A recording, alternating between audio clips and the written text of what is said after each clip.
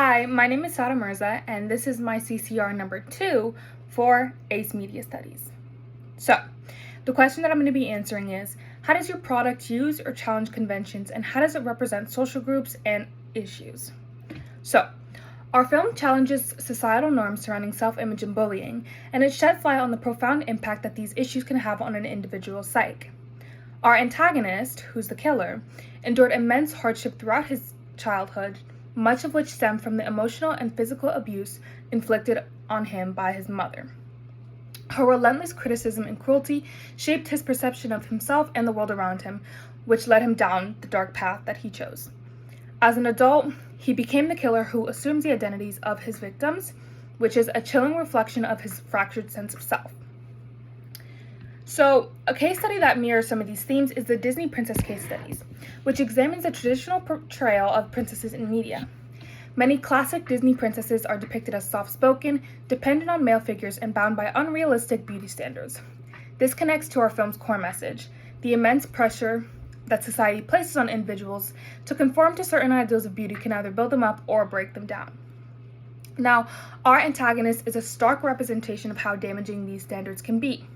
In one pivotal scene, his mother cruelly tells him that he's ugly before striking him, a moment that encapsulates the emotional scars that contributed to his downfall. This, along with countless other unseen traumas, shaped him into the person he becomes. Now, through our film, we explore the psychological consequences of these experiences and emphasize the importance of recognizing and dismantling harmful beauty standards before they destroy a person. Now, we challenge conventions through a couple ways. So, in our film, we film in the daytime, and typically in horror films, they take place during the night because the night is associated with creepy or bad things.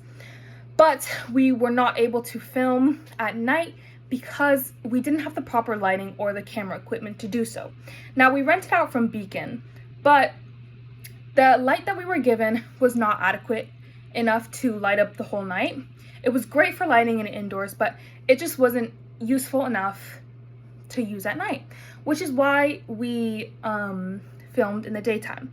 It proved not to be an issue because everything was easier, and I don't believe that it took away too much from the eeriness of our film. I think that the music and everything combats that.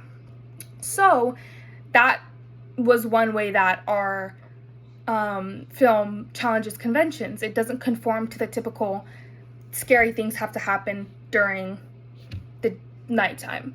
It happened during the day, which can also show how desperate our killer is. He's so desperate to get rid of his face and to assume a new identity because of the traumas that he endured as a child that he's willing to kill his victims or look for them in broad daylight. So I think that it can work both ways. But that is one way how our film challenges conventions. And yeah, thank you.